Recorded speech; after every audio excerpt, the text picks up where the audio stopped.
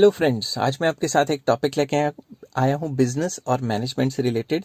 उसे कहते हैं ऑर्गेनाइजिंग। ऑर्गेनाइजिंग क्या होता है, फर्स्ट वीडियो में मैं ये डिस्कस करूंगा, इसका मीनिंग क्या है, इसके मतलब क्या है। तो चलिए शुरू करते हैं।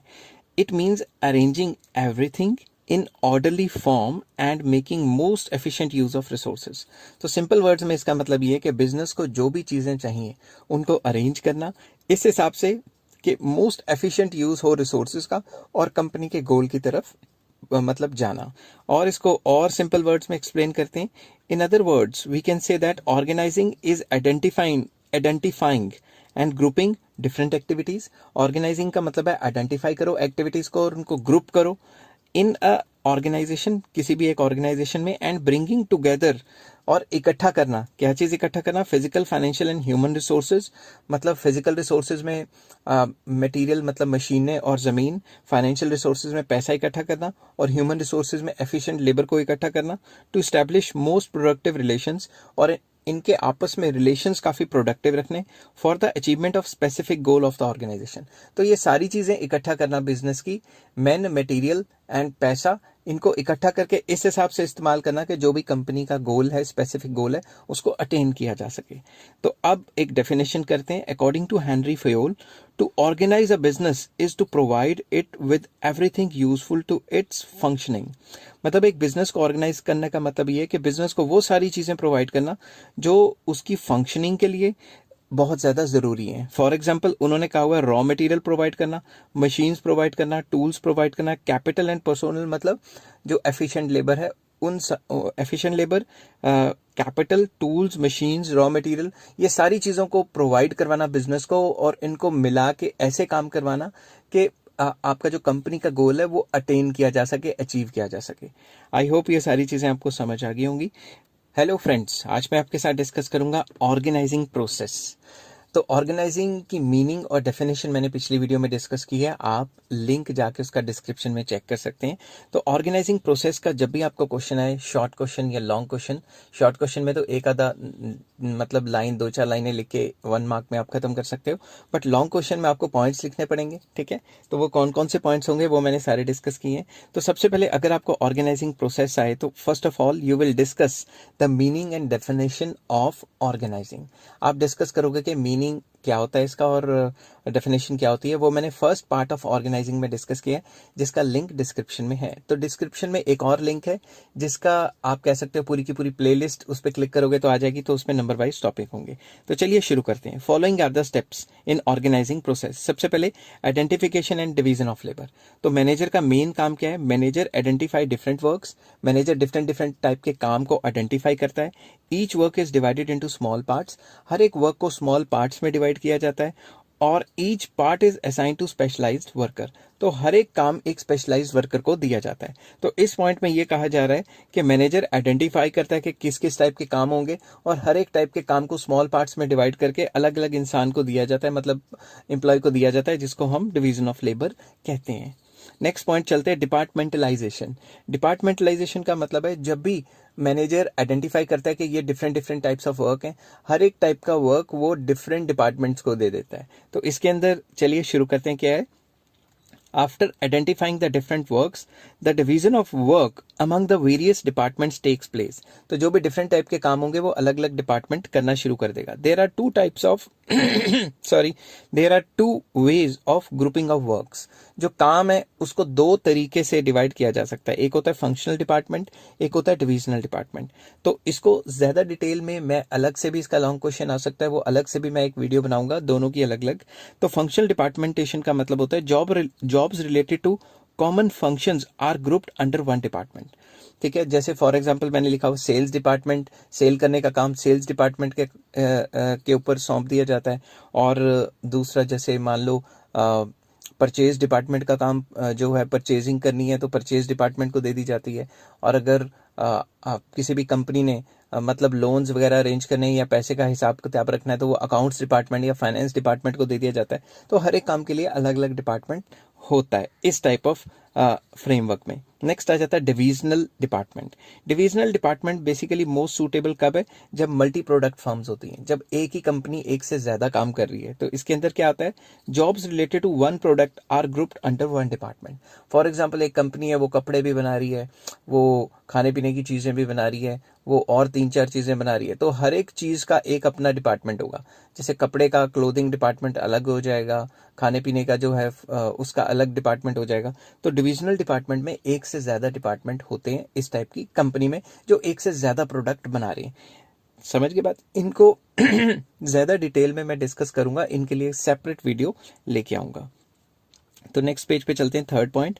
एक बार डिपार्टमेंट्स अलग अलग कर लिए तो उसके बाद क्या करेंगे, असाइनमेंट ऑफ ड्यूटीज। हर एक को ड्यूटी दे दी जाएगी। Each individual working in different departments is assigned a duty matching to his skills and qualification. मतलब उसको जॉब डिस्क्राइब कर दी जाएगी, उसको जॉब डिस्क्रिप्शन दे दिया जाएगा कि भाई आप इस डिपार्टमेंट में काम करोगे और आपका काम ये है, और उसको कह देंगे कि जो भी आपके जो काम है वो अपने काम अच्छे तरीके से करना है, और मैनेजर उसके सर पे खड़ा होकर काम करवाएगा। ठीक है।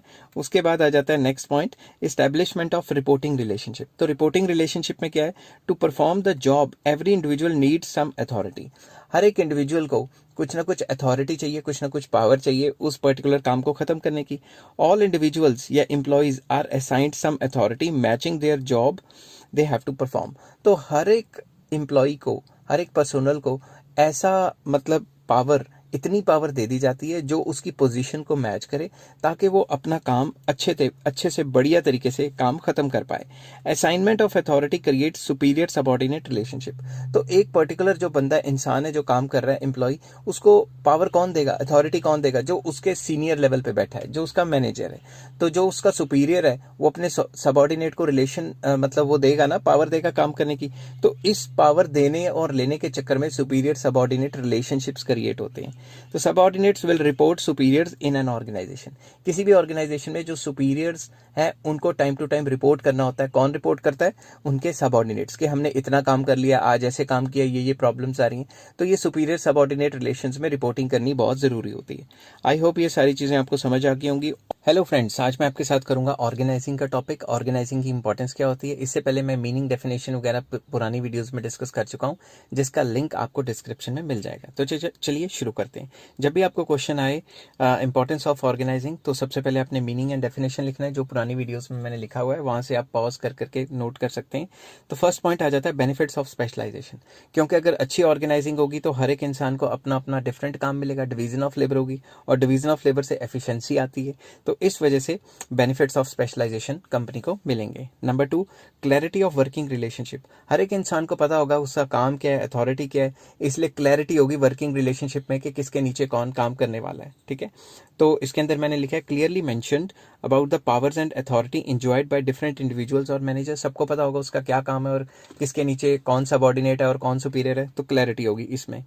नेक्स्ट आ जाता है ऑप्टिमम एलोकेशन ऑफ रिसोर्सेज। जो रिसोर्सेज है उनकी फुलर यूटिलाइजेशन होगी। क्यों, very few chances of duplication of work. जो काम डुप्लीकेट हो जाता है उसके चांसेस बड़े कम होंगे। हर एक इंसान को अपना अपना काम दिया जाता है। वही मैंने नेक्स्ट लिख दिया, jobs are assigned to different individuals by clearly defining the job in job description document. हर एक इंसान को जब जॉब दी जाती है तो उसकी जो कॉन्ट्रैक्ट वगैरह होता है उसमें लिखा होता है कि किस इंसान ने क्या क्या काम करना है, किस किस तरीके से काम करना है। तो उसका जो जॉब का जो वो प्रोफाइल होगा वो पूरा लिखा होगा कि किसने किसके नीचे कैसे कैसे काम करना है। नेक्स्ट आ जाता है fourth point, adoption to change. कि चेंज की एडॉप्शन में क्या होता है, मतलब अगर एनवायरनमेंट लगातार चेंज होती रहती है उस हिसाब से बिजनेस को भी चेंज करना चाहिए। अगर एक अच्छी ऑर्गेनाइजिंग है तो मैनेजर बिजनेस के चेंज करने से, अपने आप मतलब एनवायरनमेंट के चेंज करने से अपने बिजनेस को फ्रीक्वेंटली चेंज करता रहता है। तो इसमें मैंने लिखा है, if there is any change in the business environment, then with the help of organizing function, organizing की मदद से these changes can be adopted systematically. In changes को systematically adopt किया जा सकता है। changes can be adopted department wise भी हम ये changes ला सकते हैं। नेक्स्ट आ जाता है इफेक्टिव एडमिनिस्ट्रेशन। अच्छी तरह से मतलब काम चलता है और एडमिनिस्ट्रेशन अच्छा चलता है किसी भी कंपनी का। Similar jobs are grouped under one department. एक ही डिपार्टमेंट के अंडर सिमिलर टाइप की जॉब्स होती हैं। जैसे सेल डिपार्टमेंट है, सेल्स करना है तो वो सेल्स डिपार्टमेंट भी होगा, परचेज करना है तो परचेज डिपार्टमेंट, अकाउंट्स डिपार्टमेंट में अकाउंट्स का सारा काम आ जाएगा। तो जो भी पर्टिकुलर काम है वो एक डिपार्टमेंट करेगा, और अगर एक डिपार्टमेंट करेगा तो उससे क्या होगा, unification of efforts and harmony in work. Unification मतलब इकट्ठे एक साथ जोर लगा के काम करेंगे, एफर्ट बनेगा और काम अच्छा चलेगा। तो कोऑर्डिनेशन अमंग वेरियस डिपार्टमेंट्स होगी तो और भी अच्छा हो जाएगा। नेक्स्ट आ जाता है एक्सपेंशन एंड ग्रोथ। अगर इसी तरीके से प्रॉपर ऑर्गेनाइजिंग रही तो due to allocation, optimum allocation, optimum मतलब फुलर एलोकेशन ऑफ रिसोर्सेज होते हैं, तो इसकी वजह से क्या होता है, इसकी वजह से काम अच्छा चलता है और कंपनी एक्सपैंड एंड ग्रो करती है। क्यों? क्योंकि प्रॉपर डिवीजन ऑफ लेबर है, हर एक इंसान को अपना अपना काम दिया और उसकी एफिशिएंसी है काम करने की। नेक्स्ट आ जाता है डेवलपमेंट ऑफ पर्सोनल। जो बंदे हैं, जो एम्प्लॉयज हैं, उनकी काफ़ी डेवलपमेंट होती है इसमें। क्यों? Due to delegation of authority. जो सुपीरियर्स हैं वो सबॉर्डिनेट को अथॉरिटी देते हैं कि आप इस पर्टिकुलर टाइप का काम कर दें। तो मैनेजर्स जो है सबॉर्डिनेट्स को ज़्यादा पावर देंगे, जितनी ज़्यादा पावर देंगे वो उतना खुल के काम करेंगे और उतना एफिशिएंसी उनको आएगी, उनको कॉन्फिडेंस आएगा कि हमारा जो सुपीरियर है वो हमें अच्छा काम दे रहा है, चैलेंजिंग जॉब्स दे रहा है। ठीक है, तो फ्रेंड्स आज मैं आपके साथ एक टॉपिक लेके आया हूँ, span of management. Span of management क्या होता है? छोटा सा टॉपिक है, इसको अच्छे से समझाने की कोशिश करूंगा। स्पैन ऑफ मैनेजमेंट होता है कि एक मैनेजर कितने एम्प्लॉयज को कंट्रोल कर सकता है। ठीक है, एक मैनेजर के अंडर कितने एम्प्लॉयज काम कर सकते हैं। तो सिंपल इंग्लिश में पढ़ते हैं इसको। It means how many employees और subordinates can be efficiently managed by one manager और how many subordinates can be effectively controlled by one superior. कि एक सुपीरियर अपने नीचे कितने बंदों को कंट्रोल कर सकता है। अब ये किस पे डिपेंड करता है? ये किस पे डिपेंड करता है कि वो कितने बंदों को कंट्रोल करेगा? ये डिपेंड करता है नंबर 1 उसकी इंटेलिजेंस कितनी है, कितना इंटेलिजेंट है, कैसी स्किल्स है मैनेजरियल, तभी ज्यादा बंदों को कंट्रोल करेगा ना। एंड ऑर्गेनाइजेशन कितनी पुरानी है। अगर पुरानी ऑर्गेनाइजेशन है और उसे काम करने का एक्सपीरियंस है तो ज्यादा से ज्यादा बंदों को कंट्रोल करेगा। तो कहने की बात यह है कि स्पैन ऑफ मैनेजमेंट का मतलब होता है कि एक मैनेजर या एक सुपीरियर अपने नीचे कितने सबऑर्डिनेट्स को कंट्रोल कर सकता है, अगर एफिशिएंटली देखा जाए तो। ठीक है, जितने ज्यादा इंसान कंट्रोल करेगा एफिशिएंटली उतना अच्छा कंपनी के लिए, कि उतने कम मैनेजर रखने पड़ेंगे और कॉस्टिंग कम आएगी। और दूसरी तरफ अगर हम देखें दूसरी तरफ तो अगर जितने कम बंदे करेगा उतने ज्यादा उसके ऊपर मतलब कंपनी के ऊपर प्रेशर ज्यादा आएगा। तो आप एग्जांपल लीजिए कि एक इंसान 10 लोगों को कंट्रोल कर रहा है और अगर वो 10 को नहीं कंट्रोल कर पा रहा, 3 या 4 को कंट्रोल कर पा रहा है, तो क्या होगा, उससे 3 मैनेजर रखने पड़ेंगे। तो आई होप ये सारी बातें आपको समझ आ गई होंगी कि स्पैन ऑफ मैनेजमेंट क्या होता है। अगर आपको समझ आ गई तो please like share. Hello friends, आज मैं आपके साथ डिस्कस करूंगा ऑर्गेनाइजेशनल स्ट्रक्चर, जो कि बिजनेस का एक इंपॉर्टेंट टॉपिक है। तो चलिए शुरू करते हैं। It is a framework within which managerial and operational task are perform. ये एक ऐसा फ्रेमवर्क है, एक ढांचा है जिसके अंदर सारी कंपनी काम करती है। सिंपल वर्ड्स में we can say that it is a network of job positions. Network of job position मतलब किसके नीचे कौन काम करेगा, किसके किसके नीचे कौन कौन काम करेगा, एक ऐसा ढांचा है। और जो बताता है हमें responsibilities and authorities eight different level, कि डिफरेंट लेवल पे क्या क्या रिस्पॉन्सिबिलिटी है बंदों की और किस किस की क्या अथॉरिटी है कि किससे काम करवाए। अब इंपॉर्टेंस ऑफ ऑर्गेनाइजेशनल स्ट्रक्चर क्या है? अगर एक अच्छा ऑर्गेनाइजेशनल स्ट्रक्चर है तो उसके बहुत बहुत ज्यादा फायदे होते हैं। क्या क्या फायदे होते हैं? Number 1, it organises properly all the operations of the business. जितने भी बिजनेस के काम है वो प्रॉपरली ऑर्गेनाइज करता है और उसे परफॉर्म करता है। It ensures better flow of communication. तो कम्युनिकेशन जो सुपीरियर एंड सबऑर्डिनेट लेवल पे कम्युनिकेशन बहुत अच्छा रहता है, जैसे कि काम में एफिशिएंसी आती है। Easy to check the responsibility of each level of management. हर एक मैनेजमेंट लेवल की रिस्पॉन्सिबिलिटी चेक कर सकते हैं कि किसने क्या काम किया, कैसे किया, किसकी वजह से काम खराब हुआ या सही हुआ। Next, it allows correlation and coordination among the human, physical and financial resources. अब किसी भी कंपनी को चलाना है तो उसके लिए ह्यूमन रिसोर्सेज भी चाहिए, मशीनें वगैरह, जमीन भी चाहिए, फाइनेंशियल रिसोर्सेज, पैसा भी चाहिए। तो इन तीनों में काफी अच्छा कोऑर्डिनेशन हो जाता है अगर एक अच्छा ऑर्गेनाइजेशनल स्ट्रक्चर है तो। Fifth point, it shows clear idea about the working style of the enterprises. ये हमें क्लियरली बताता है कि कंपनी का काम करने का तरीका कैसा है। अब कई कंपनीज बहुत अच्छी हैं तो उसमें पता लगता है कि ऑर्गेनाइजेशन स्ट्रक्चर बहुत अच्छा है, और कई कंपनी बड़ी होने के बावजूद भी अच्छे तरीके से काम नहीं कर पाती, तो उसमें ये कहते हैं कि ऑर्गेनाइजेशन स्ट्रक्चर अच्छा नहीं है। नेक्स्ट आ जाता है, it clearly defines the level of management and span of control under each level. तो ये हमें बताती है कि किस लेवल पे लेवल ऑफ मैनेजमेंट क्या होगा, ये एम्प्लॉय हायर लेवल पे काम करेगा, मिडिल लेवल मैनेजमेंट पे काम करेगा या लोअर लेवल मैनेजमेंट पे काम करेगा, स्पैन ऑफ कंट्रोल क्या होगा, एंड ईच लेवल पे कितना मैनेजर कितने कितने बंदों को हैंडल करेगा। आई होप ये चीजें आपको समझ आ गई होंगी। हेलो फ्रेंड्स, आज मैं आपके साथ बिजनेस स्टडीज का या मैनेजमेंट का एक टॉपिक डिस्कस करूंगा, जो कि पहले से मैं एक चैप्टर डिस्कस कर रहा हूँ ऑर्गेनाइजिंग का, उसी का पार्ट है, types of organisational structure. There are 2 types of organisational structure, जो कि पहला है फंक्शनल स्ट्रक्चर और दूसरा है डिविजनल स्ट्रक्चर। इस वीडियो में मैं सिर्फ फंक्शनल स्ट्रक्चर डिस्कस करूंगा। तो सबसे पहले फंक्शनल स्ट्रक्चर क्या होता है, चलिए सिंपल लैंग्वेज में इसको पढ़ते हैं। When the activities are grouped keeping in mind the functions. जब भी एक्टिविटीज को ग्रुप किया जाता है इस हिसाब से कि एक काम फंक्शन का मतलब है एक काम एक ही डिपार्टमेंट के पास चला जाए। फॉर एग्जांपल सेल्स डिपार्टमेंट का काम, सेल करने का काम सेल डिपार्टमेंट करेगा, परचेज करने का काम परचेज डिपार्टमेंट करेगा, क्या कहते हैं जो प्रोडक्शन है वो प्रोडक्शन डिपार्टमेंट होगा। जब पर्टिकुलर एक्टिविटीज़ को एक डिपार्टमेंट के अंदर कैद करके रख दिया जाए कि ये काम सिर्फ ये डिपार्टमेंट ही करेंगे, उसको फंक्शनल स्ट्रक्चर कहा जाता है। अब आ जाता है सूटेबिलिटी। सूटेबिलिटी मतलब ये किस किस जगह के लिए सूटेबल है। ये ऐसी जगह के लिए सूटेबल है जहाँ पे division of work as per function, जहाँ जहाँ पे हमने काम को फंक्शन के हिसाब से डिवाइड किया गया है। दूसरा, स्पेशलाइजेशन इन एवरी फंक्शन, कि हर एक बंदा एक पर्टिकुलर काम में स्पेशलाइज है, तभी तो अलग अलग डिपार्टमेंट खोले हैं और उन डिपार्टमेंट्स में पर्टिकुलर बंदों को ही काम मिलेगा। Grouping of similar nature of jobs, अगर आपकी सिमिलर नेचर ऑफ जॉब्स हैं और आपने हर एक जॉब का अलग अलग ग्रुप बनाया हुआ है, उसके लिए काफ़ी सूटेबल है। सिंगल प्रोडक्ट मैन्युफैक्चरिंग कंपनी, कोई भी कंपनी जो एक ही काम कर रही है, एक ही प्रोडक्ट बना रही है, ठीक है, एक ही प्रोडक्ट में, जैसे फ़ोन बनाने की कंपनी है कि स्क्रीन एक जगह बन रही है, मतलब पेंच दूसरी जगह और चिप्स तीसरी जगह, इस टाइप के काम हो गए, ठीक है। तो उसके बाद आ जाता है एडवांटेजेस। इस टाइप के स्ट्रक्चर में फ़ायदे क्या हैं। सबसे पहला फ़ायदा ऑक्यूपेशनल स्पेशलाइजेशन। भाई हर एक पर्टिकुलर बंदे को अपने स्पेशलाइज्ड काम पे लगाया जाएगा तो ऑक्यूपेशनल स्पेशलाइजेशन तो अपने आप ही होगी। क्यों? क्योंकि it emphasis on specific work. हर एक बंदे का एक स्पेसिफिक वर्क होता है और वो इंसान वही काम करेगा और इससे एफिशिएंसी बढ़ जाती है, ठीक है, इसलिए ऑक्यूपेशनल स्पेशलाइजेशन हो जाता है। सेकंड आ जाता है promotes control and coordination within the department. ये विद इन द डिपार्टमेंट काफ़ी ज़्यादा कोऑर्डिनेशन करता है। क्यों? क्योंकि first point, because similar works are grouped in one department. जो सिमिलर काम है वो एक डिपार्टमेंट में कैद कर लिए जाते हैं कि एक टाइप का काम एक ही डिपार्टमेंट में होगा। और दूसरा, उस डिपार्टमेंट को ईजी हो जाता है सुपरविजन करना, क्योंकि एक पर्टिकुलर काम सिर्फ उसी डिपार्टमेंट में चल रहा है तो दूसरे डिपार्टमेंट का काम तो चलेगा नहीं, तो उसको सुपरवाइज करना आसान है। थर्ड पॉइंट आ जाता है increase in managerial and operational efficiency. क्योंकि एक पर्टिकुलर टाइप का काम एक ही डिपार्टमेंट में हो रहा है तो इससे कॉस्ट मिनिमाइज हो जाती है और प्रॉफिट मैक्सिमाइज हो जाते हैं और इससे ऑपरेशनल एंड मैनेजरियल एफिशिएंसी काफ़ी बढ़ जाती है।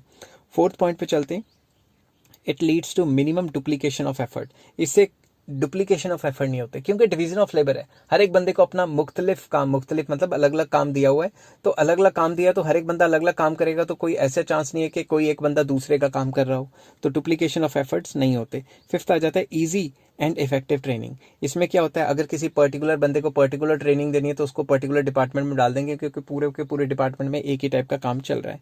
तो इसमें work is done by specialised department, easy to train new staff, कि अगर कोई नया स्टाफ है उसको सेल्स में भेजना है, सेल्स का काम सिखाना है तो सेल्स डिपार्टमेंट में भेज देंगे एंड वाइस वर्सा।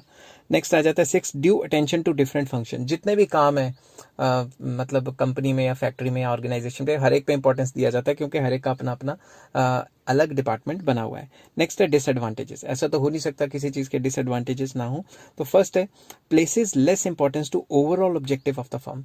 इसमें ओवरऑल जो कंपनी का ऑब्जेक्टिव है उस पर फोकस नहीं करते, हर एक डिपार्टमेंट अपने काम के ऊपर ही फोकस करने लग जाता है। वो कहता है दूसरे डिपार्टमेंट गए भाड़ में, हमें तो अपना काम करना है, हम अपनी एफिशिएंसी को देखें, तो कोऑर्डिनेशन कभी कभी मुश्किल हो जाती है।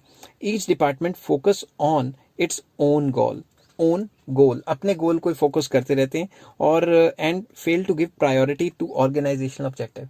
तो ये भूल जाते हैं कि अगर वो अपने गोल को फोकस कर रहे हैं और बाकियों के साथ कोऑर्डिनेशन नहीं कर रहे तो कंपनी का गोल अटेन नहीं होगा। नेक्स्ट पॉइंट वही है problem of coordination. Each department is specialised in their own work. हर एक डिपार्टमेंट अपने अपने काम में स्पेशलाइज है and they fail to understand the priority of other departments. तो अपने को ही वो हीरो समझते हैं और बाकी कहते हैं बाकियों के काम तो ऐसे ही हैं, तो सिर्फ अपने डिपार्टमेंट पे ही फोकस कर पाते हैं, जिस वजह से कोऑर्डिनेशन नहीं होती। नेक्स्ट है इनफ्लेक्सिबल। ठीक है, ये मेथड क्या है, inflexible. Employees develop narrow perspective as they are trained in only one area.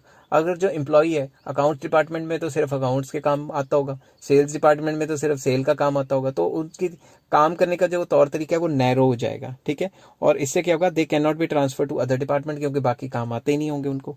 Next आ जाता है conflict of interest. Each department में focus on its own goals rather than the other departments goal. तो other department के गोल को या overall गोल को focus नहीं करेंगे, वो कहेंगे हमारा डिपार्टमेंट सही तरह चले, हम अपने टारगेट अटेन कर लें, बाकी जाए दुनियादारी भाड़ में। ठीक है, next difficult to fix accountability. देखो इतने सारे डिपार्टमेंट हैं, अगर कंपनी को लॉस हुआ तो ये पता लगाना बहुत मुश्किल हो जाएगा कि किस डिपार्टमेंट की वजह से लॉस हुआ है। डिपार्टमेंटल हेड्स में blame other departments and it is difficult to find out which department is going against the organisation goal, क्योंकि डिपार्टमेंट इतने होते हैं पता नहीं लगता कौन सा डिपार्टमेंट मतलब कंपनी के गोल के अगेंस्ट काम कर रहे हैं। हेलो फ्रेंड्स, आज मैं आपके साथ डिस्कस करूंगा डिविजनल स्ट्रक्चर, जो कि एक और पार्ट है। इससे पिछली वीडियो में मैंने डिस्कस किया था फंक्शनल स्ट्रक्चर क्या है, तो उसका जो लिंक है वो डिस्क्रिप्शन में आपको मिल जाएगा। तो चलिए शुरू करते हैं। When a large size multi plant firm put activities of one plant under one department, such structure is known as divisional structure. इसमें क्या होता है कि इसमें फॉर एग्जाम्पल कोई भी मल्टी प्रोडक्ट फर्म है जो एक से ज़्यादा काम करती है। फॉर एग्जाम्पल आईटीसी ले लेते हैं, आईटीसी सिगरेट भी बना रही है, होटल भी हैं, और क्या कहते हैं अपना क्लासमेट एक्सप्रेशन की कॉपीज भी बना रही है, बिस्किट भी बना रही है, आईटीसी साबुन भी बना रही है, पता नहीं क्या क्या कर रही है। तो जब वो एक पर्टिकुलर काम, एक पर्टिकुलर प्रोडक्ट को एक पर्टिकुलर डिपार्टमेंट में कैद करके रख लेती है कि ये डिपार्टमेंट ही पूरा का पूरा एफएमसीजी मतलब फास्ट मूविंग कंज्यूमर गुड्स का है, ये होटल का है, ये नारकोटिक्स तो नहीं कहना चाहिए, खैर ये सिगरेट वगैरह का है। तो इस टाइप से हर एक काम को अलग अलग डिपार्टमेंट को सौंप देना, इस सिचुएशन को हम कहते हैं डिविजनल स्ट्रक्चर। बेसिकली ये सूटेबल कब होगा? जब मल्टी प्रोडक्ट फर्म है, जब एक से ज़्यादा जो आप मल्टी प्रोडक्ट फर्म, जब कोई भी एक फर्म एक से ज़्यादा आउटपुट बना रही है। Next, requirement for product specialisation, जब आपको प्रोडक्ट स्पेशलाइजेशन की रिक्वायरमेंट है कि आपको ऐसे बंदे चाहिए जो पर्टिकुलर प्रोडक्ट में स्पेशलाइज है। Next, organisation which require each division to be self contained, अगर कोई भी ऐसी ऑर्गेनाइजेशन जो कहती है कि जो ईच डिवीजन है, जैसे डिवीजन ऑफ एफएमसीजी गुड्स या division of hotel industry ITC की एग्जांपल दी, तो वो चाहते हैं कि ये सारी की सारी डिवीजन सेल्फ कंटेन्ड हो, एक दूसरे पे डिपेंड ना करें। इस टाइप की सिचुएशन में growing companies which plan to add more line of product in future, कोई भी ऐसी कंपनी जो फ्यूचर में एक से ज़्यादा माल बनाना चाहती है तो वो भी इस मेथड को, इस स्ट्रक्चर को फॉलो कर सकती है। अब इसके एडवांटेजेस क्या हैं? प्रोडक्ट स्पेशलाइजेशन, अब कोई भी जो बंदा ये रखेंगे वो एक डिपार्टमेंट में बेचेंगे जो एक पर्टिकुलर प्रोडक्ट बना रहा है, तो वो उस प्रोडक्ट में स्पेशलाइज हो जाएगा। All the activities related to one product is grouped in one department, इसलिए हर एक बंदा एक पर्टिकुलर डिपार्टमेंट में काम करता है तो उस पर्टिकुलर प्रोडक्ट के लिए वो स्पेशलाइज हो जाता है। फास्ट डिसीजन मेकिंग, क्योंकि डिसीजन मेकिंग फास्ट होता है कि किसी और डिपार्टमेंट के ऊपर तो बेस्ड होता नहीं है, तो अपने डिसीजन खुद लेते हैं। because each department is free to take decisions, no dependence on other departments, वही बात मैंने सिंपल इंग्लिश में लिख दी। Accountability, performance of each department is easily assessed. For example, आप कोई भी कंपनी है वो 2 या 3 गुड्स बना रही है, ठीक है, तो अलग अलग डिपार्टमेंट खोला हुआ है, तो अगर एक डिपार्टमेंट को लॉस होता है तो 2 मिनट में पता लग जाएगा कि इस गुड में लॉस हुआ है और इस डिपार्टमेंट को सही करने की जरूरत है। अकाउंटेबिलिटी का पता लग जाता है। नेक्स्ट है फ्लेक्सिबिलिटी, इसमें क्या, फास्ट डिसीजन मेकिंग, कि एक मैनेजर जो पर्टिकुलर डिपार्टमेंट का होता है उसको बाकियों से तो कुछ लेना देना होता नहीं, वो अपने लेवल पे फटाफट से डिसीजन ले सकता है, और क्योंकि अगर दूसरे डिपार्टमेंट पे डिपेंड करेगा तो उसको फिर डिसीजन मेकिंग जो है वो उसमें थोड़ा मतलब रुकावटें आएंगी, खलल आएगा।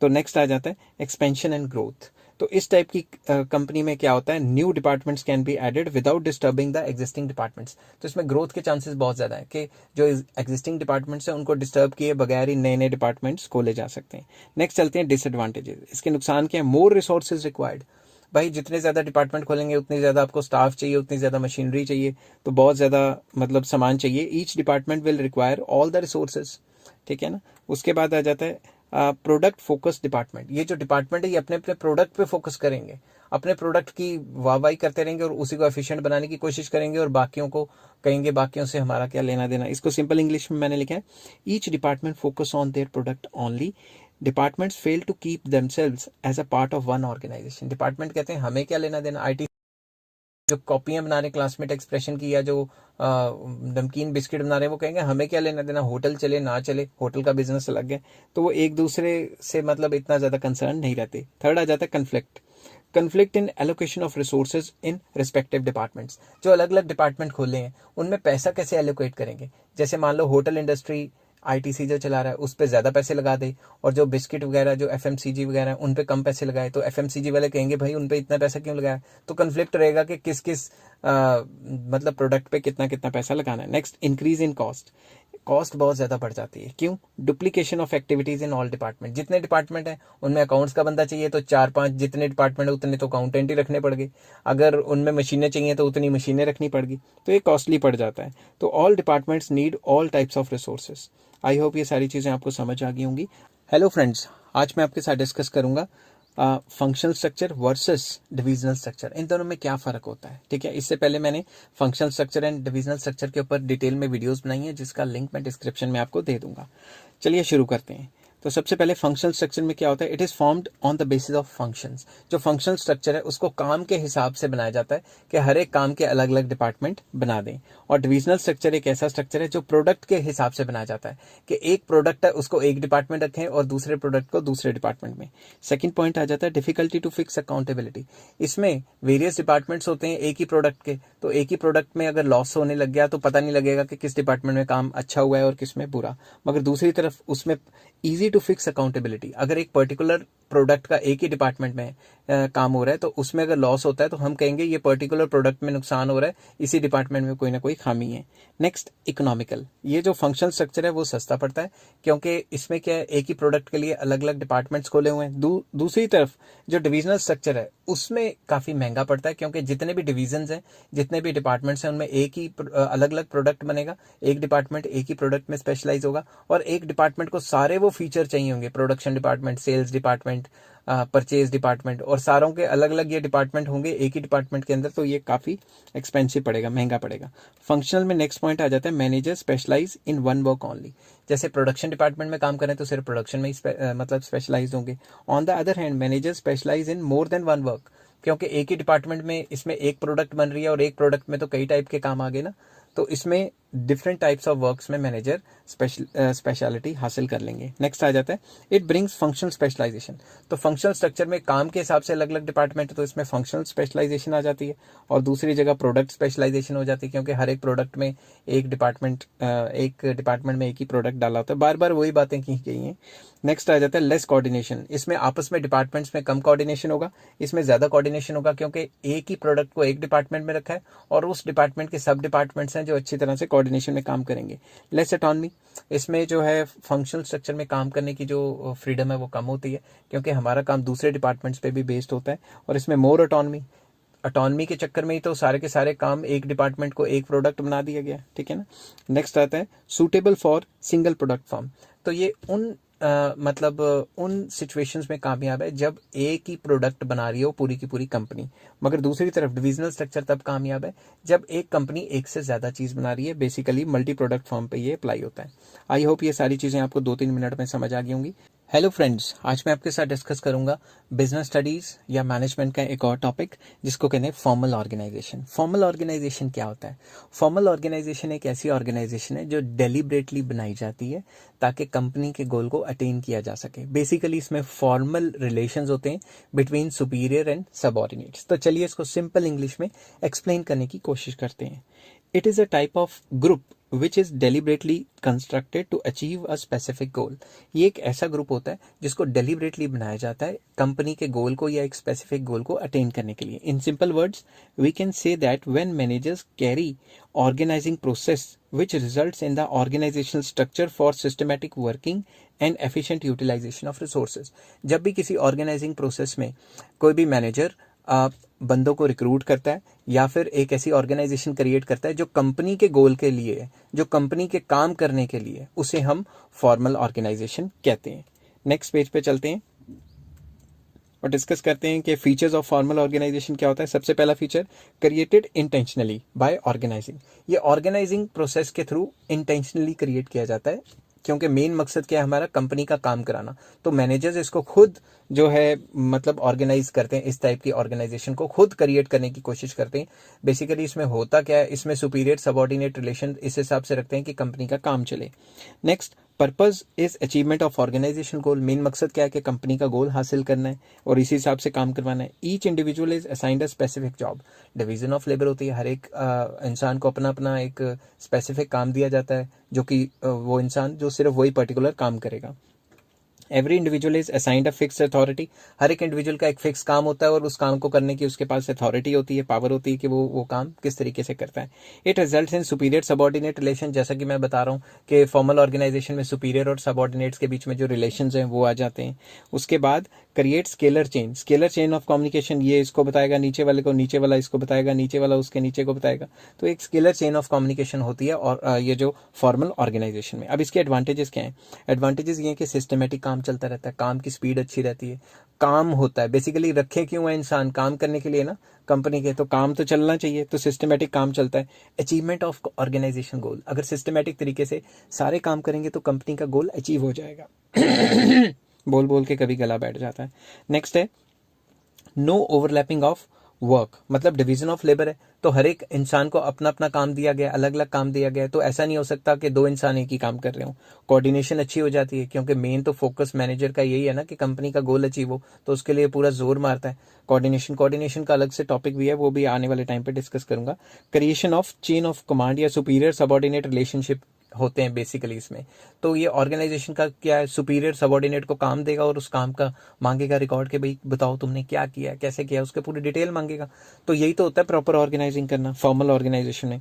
मोर एम्फेसिस ऑन वर्क, काम पे ज्यादा फोकस रहेगा। बट इसके डिसएडवांटेजेस क्या है? Delay in action due to scalar chain, ये बंदा इसको काम देगा, ये बंदा इसको काम देगा, ये बंदा इसको, ऐसे चलता रहेगा। तो स्केलर चेन में काम होता है, तो इसमें कभी कभी काम डिले हो जाता है।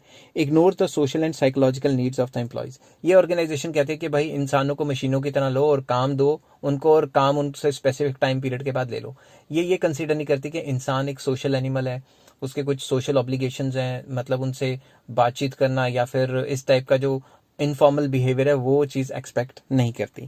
थर्ड पॉइंट आ जाता है एम्फेसिस ऑन वर्क ओनली, क्योंकि ये मतलब काम पे ज़्यादा फोकस होती है, तो उसका मेन मकसद ही काम है। तो it ignores the human relations, तो ह्यूमन रिलेशंस अच्छे हैं बुरे हैं, कंपनी में कैसा चल रहा है, उससे इनका कोई लेना देना नहीं होता फॉर्मल ऑर्गेनाइजेशन में। हेलो फ्रेंड्स, आज मैं आपके साथ करूंगा मैनेजमेंट और बिजनेस स्टडीज़ का एक और टॉपिक, जिसको हम कहते हैं इनफॉर्मल ऑर्गेनाइजेशन।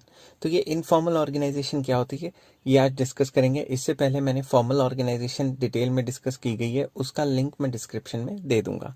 तो इनफॉर्मल ऑर्गेनाइजेशन क्या होती है? इनफॉर्मल ऑर्गेनाइजेशन एक फॉर्मल ऑर्गेनाइजेशन के विद इन एक ऐसी ऑर्गेनाइजेशन बनी होती है जिससे कि जो एम्प्लॉयज़ हैं अपनी जो साइकोलॉजिकल सेटिस्फैक्शन है उसको अटेन करते हैं। सिंपल वर्ड्स में इनफॉर्मल ऑर्गेनाइजेशन फॉर्मल ऑर्गेनाइजेशन का ऐसा पार्ट है जिसमें एम्प्लॉयज़ आपस में फ्रेंडली रिलेशंस को डेवलप करते हैं और आपस में बातचीत करते हैं अच्छे से, अपनी मेंटल सेटिस्फैक्शन के लिए या साइकोलॉजिकल सेटिस्फैक्शन के लिए। तो चलिए इसको सिंपल वर्ड्स में शुरू करते हैं। A structure which shows the interlocking social structure that governs how people work together in practice। तो ये स्ट्रक्चर शो करता है कि लोग आपस में मिलजुल के काम कैसे करते हैं। उसके अंदर फिर हमने लिखा है in simple words, while working in a formal organisation, अगर हम फॉर्मल ऑर्गेनाइजेशन में काम कर रहे हैं, individual interacts with other employees, एक एम्प्लॉय दूसरे एम्प्लॉय से इंटरेक्ट करता है, and develop some social and friendly groups, और डेवलप करता है सोशल रिलेशंस या friendly relations in an organisation for psychological satisfaction. तो ज़रूरी नहीं कि हमेशा काम की बात ही करेंगे आपस में, अगर इधर उधर की बात करते हैं, कोई फैमिली रिलेटेड, कोई अदर वर्क के related other than professional work, तो आपस में जो उनकी जो कन्वर्सेशन है या बातचीत है वो इनफॉर्मल ऑर्गेनाइजेशन का पार्ट है। सच ऑर्गेनाइजेशन इज क्रिएटेड ऑटोमेटिकली, जब भी ये एम्प्लॉयज़ मिलजुल के काम करते हैं तो इस टाइप की ऑर्गेनाइजेशंस ऑटोमेटिकली क्रिएट हो जाती हैं। अब इसके फीचर्स क्या हैं? पहला, क्रिएटेड ऑटोमेटिकली, ये डेलिबरेटली नहीं बनाई जाती जैसे फॉर्मल ऑर्गेनाइजेशन है, ये खुद ब खुद बन जाती है, क्योंकि एम्प्लॉयज़ एक जगह मिलके काम करेंगे तो उनमें रिलेशंस बनने मतलब इनएविटेबल हैं, क्योंकि बनने ही बनने हैं। दूसरा, एम्प्लॉयज़ गेट साइकोलॉजिकल सेटिस्फैक्शन, अगर वो हर टाइम काम की बात ही करते रहेंगे तो क्या पता मेंटल प्रेशर में आ जाए, तो अगर आपस में बातचीत करेंगे, इधर उधर की बात भी करेंगे तो माइंड हल्का हो जाएगा और साइकोलॉजिकल सेटिस्फैक्शन मिलेगी। नेक्स्ट आ जाता है does not follow any fixed path of authority और कम्युनिकेशन। जैसे फॉर्मल कम्युनिकेशन या फॉर्मल ऑर्गेनाइजेशन में सुपीरियर सबॉर्डिनेट को क्या कहता है, सबॉर्डिनेट उससे नीचे वाले को क्या कहता है, इस टाइप के रिलेशन आ जाते हैं। मगर ये जो इनफॉर्मल ऑर्गेनाइजेशन है इसमें कोई बंदा किसी भी बंदे से बात कर सकता है। जैसे फॉर एग्जांपल एक डिपार्टमेंट का पीएन दूसरे डिपार्टमेंट के मैनेजर से हाय हेलो कर रहा है या कोई अपने फ्रेंडली बातें कर रहा है, ठीक है ना। Sources of information can not be known, अगर इनफॉर्मल ऑर्गेनाइजेशन है और अगर कोई बात फैल गई या लीक होगी कंपनी की तो ये पता नहीं लगाया जा सकता कि किसने बात शुरू की थी, क्योंकि कोई रिकॉर्ड ही नहीं होता। फॉर्मल ऑर्गेनाइजेशन में तो प्रॉपर रिकॉर्ड होता है ना। नेक्स्ट आ जाता है existence of informal structure depends upon the formal organisational structure.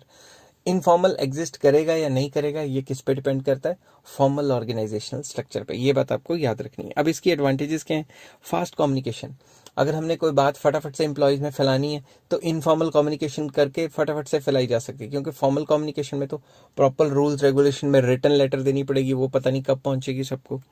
Next, fulfil social needs, इस टाइप की जो क्या कहते हैं, जो इनफॉर्मल ऑर्गेनाइजेशंस होती हैं, इससे इंसानों की सोशल नीड्स या एम्प्लॉयज़ की सोशल नीड्स या मेंटल नीड्स, क्योंकि इंसान एक सोशल एनिमल है तो उसे बातचीत करने को कोई ना कोई चाहिए, तो इस टाइप की नीड्स पूरी होती हैं। नेक्स्ट है correct feedback regarding plans and policies, जब भी हम प्लान्स एंड पॉलिसीज बनाते हैं बीइंग मैनेजर किसी भी कंपनी के लिए, वो सही है या गलत है, वो इनफॉर्मल कम्युनिकेशन से आसानी से पता लगाया जा सकता है, क्योंकि एम्प्लॉयज़ नीचे इनफॉर्मली बोल सकते हैं कि ऐसा सही किया गलत किया।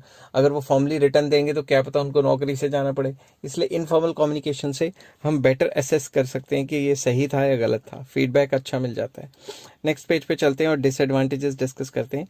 स्प्रेड रूमर्स, ये अफवाहें फैला देते हैं कि अगर इनफॉर्मल कम्युनिकेशन में कोई बात पता लगी तो क्या पता बात का बतंगड़ बन जाए, आगे जाते जाते जाते बात ही चेंज हो जाए, तो इससे रूमर्स फैलने की काफ़ी ज़्यादा काफ़ी ज़्यादा पॉसिबिलिटीज़ रहती हैं, और रूमर्स की वजह से एम्प्लॉयज़ मिसलेड होकर अपना डिफरेंट काम करेंगे या अपना काम करने का तौर तरीका चेंज कर सकते हैं।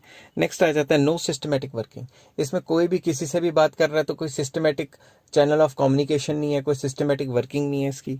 मे ब्रिंग नेगेटिव रिजल्ट्स, अब आप खुद सोचो, फॉर्मल ऑर्गेनाइजेशन में आपस में गप्पे ही मारते रहे, बातें ही करते रहे, तो काम कब करेंगे, तो इस टाइप की ऑर्गेनाइजेशन पे काम पे फोकस नहीं किया जाता। और नेक्स्ट भी इसी से रिलेटेड है, जब काम नहीं करेंगे तो नेगेटिव रिजल्ट्स तो आएंगे। मोर एम्फेसिस ऑन इंडिविजुअल इंटरेस्ट, ये जो ऑर्गेनाइजेशन है ये इंडिविजुअल इंटरेस्ट पे ज़्यादा फोकस करती है और काम पे कम फोकस करती है।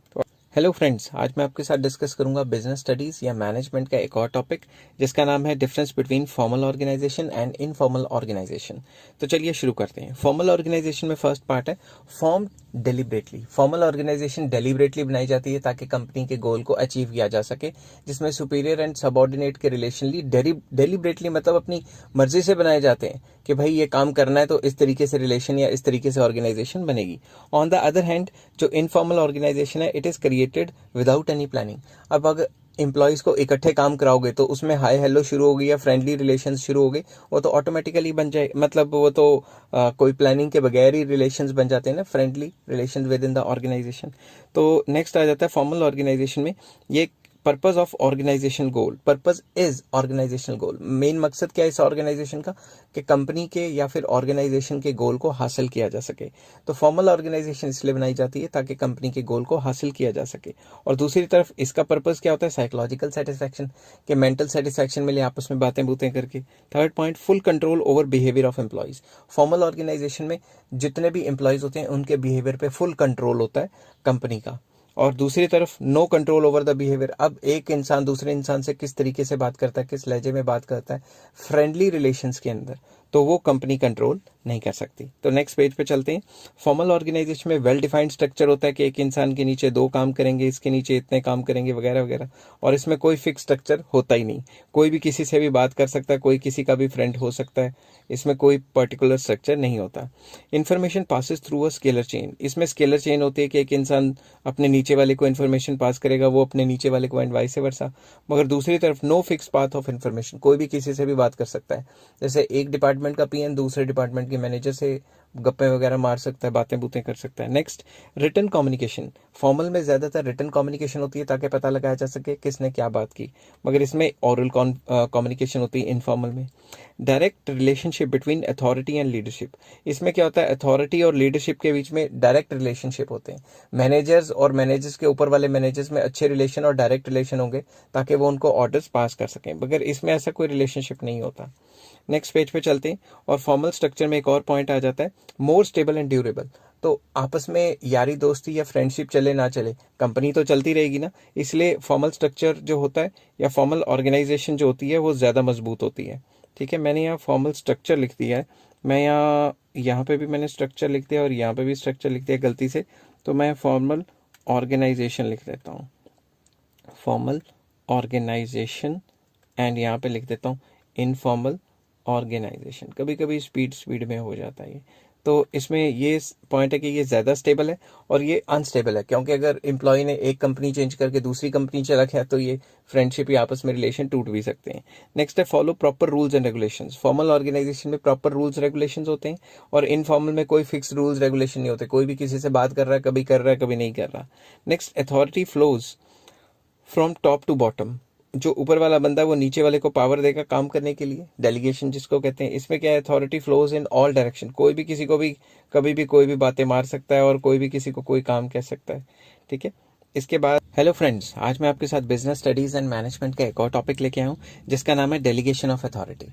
Delegation of authority simple words में क्या होता है? सिंपल वर्ड्स में जब भी कोई सुपीरियर अपने से जूनियर को कोई काम देता है तो उसे हम डेलीगेशन ऑफ अथॉरिटी कहते हैं कि भाई उसको पावर दे दी जूनियर को, या अपने नीचे वाले को सुपीरियर ने सबऑर्डिनेट्स को पावर दे दी कि आप इस काम को करें और अपने तरीके से आप इसको हैंडल करें। तो इस काम को करने के लिए डिसीजन मेकिंग की जो पावर है वो जूनियर को पास कर दी जाती है, ठीक है। थोड़ी बहुत अकाउंटेबिलिटी भी ट्रांसफर कर दी जाती है, मगर फुल अकाउंटेबिलिटी नहीं होती, क्योंकि मैनेजर का भी तो कुछ ना कुछ रोल रहेगा ना, कि भाई अगर सारा काम नहीं हो तो मैनेजर ये नहीं कह सकता कि भाई सारी जिम्मेदारी उसकी थी, तो मैनेजर ने भी तो खड़े होकर काम करवाना था ना। तो इसको सिंपल वर्ड्स में कैसे कहते हैं? It is a process of entrusting responsibility and authority to the subordinates and creating accountability on those employees who are entrusted responsibility and authority. कि जो भी आप जिन जूनियर्स को या फिर सबऑर्डिनेट्स को काम दे रहे हो उनको अथॉरिटी एंड रिस्पॉन्सिबिलिटी आप दे रहे हो, तो कोई बात नहीं, आपने जो सुपीरियर है उसने सबऑर्डिनेट और जो जूनियर्स है उनको काम दे दिया और उनको अथॉरिटी और रिस्पॉन्सिबिलिटी दोनों की दोनों दे दी, मगर 100% रिस्पॉन्सिबिलिटी उसकी नहीं होगी, 100% अकाउंटेबिलिटी उनकी नहीं होगी। अगर काम में कोई खराबी होती है तो जिन्होंने उसको पावर दी है, जो सुपीरियर्स हैं, वो भी अकाउंटेबल माने जाएंगे। Next, in simple words we can say that delegation refers to downward transfer of authority from superior to subordinate. तो जब भी कोई सुपीरियर सबऑर्डिनेट को अथॉरिटी या पावर देता है कि इस तरीके से काम खत्म करो, तो उस अथॉरिटी को पास करने के लिए उसे डेलीगेशन ऑफ अथॉरिटी कहा जाता है। समझ की बात?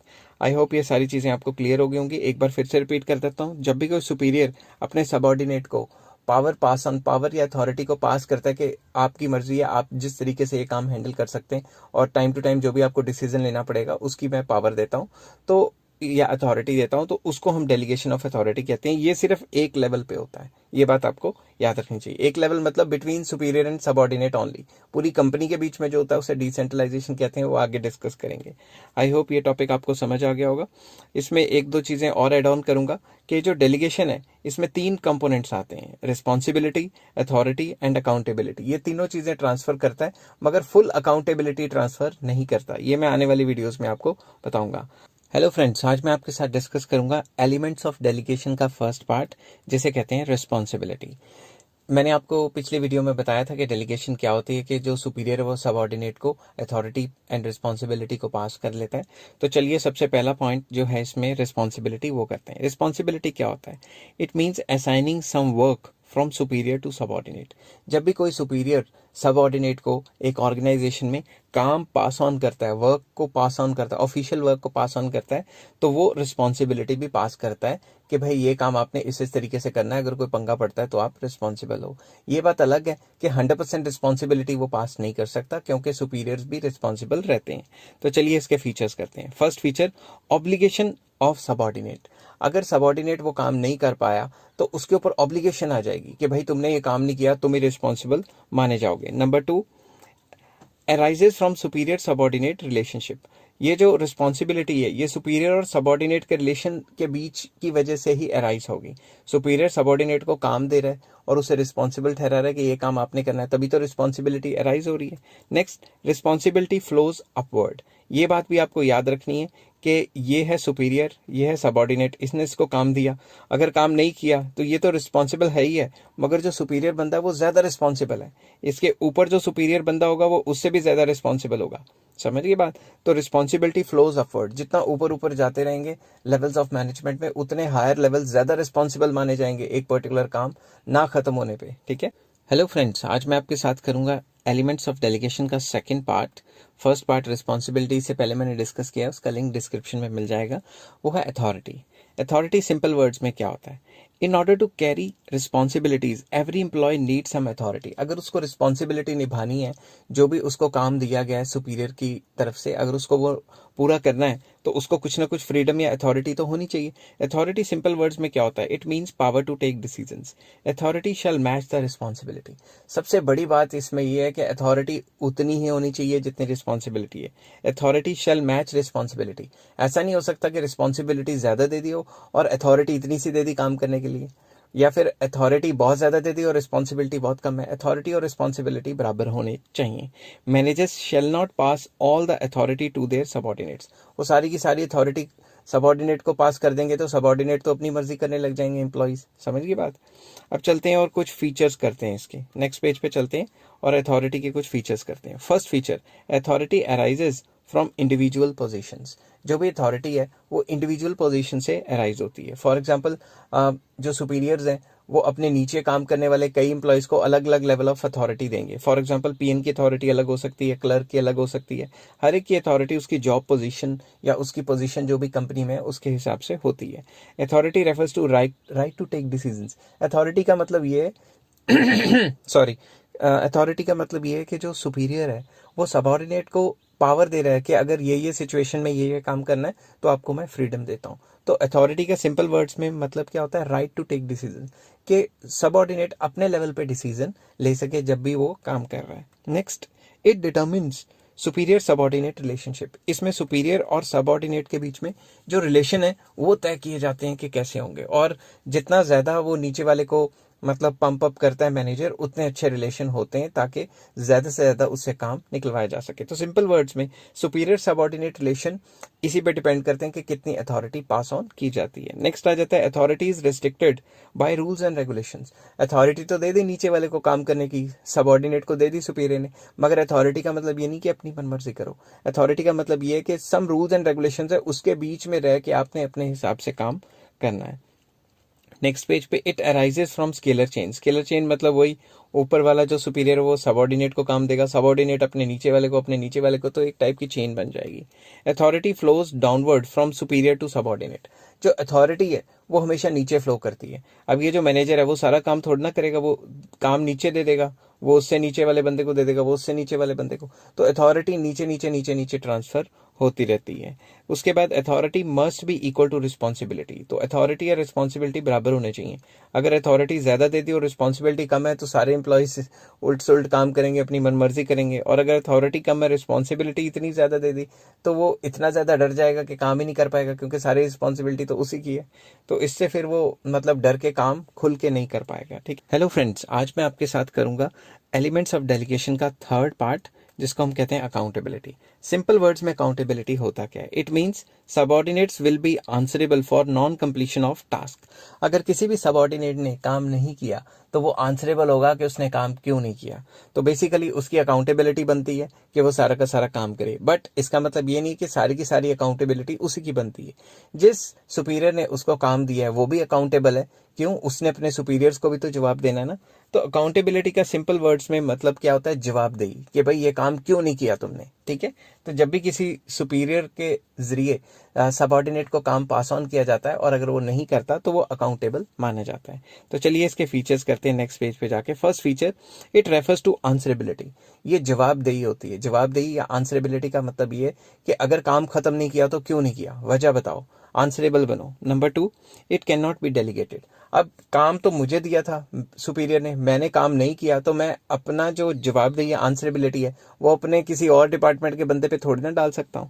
तो it can not be delegated. Number 3, enforced through regular feedback. Answerability लगातार देनी चाहिए कि भाई ये प्रॉब्लम आ रही है, ऐसे ऐसे आ रहा है, लगातार फीडबैक देनी चाहिए सुपीरियर को, ताकि उसे पता लगता रहे टाइम टू टाइम कि काम में कोई प्रॉब्लम्स आ रही हैं कि नहीं आ रही।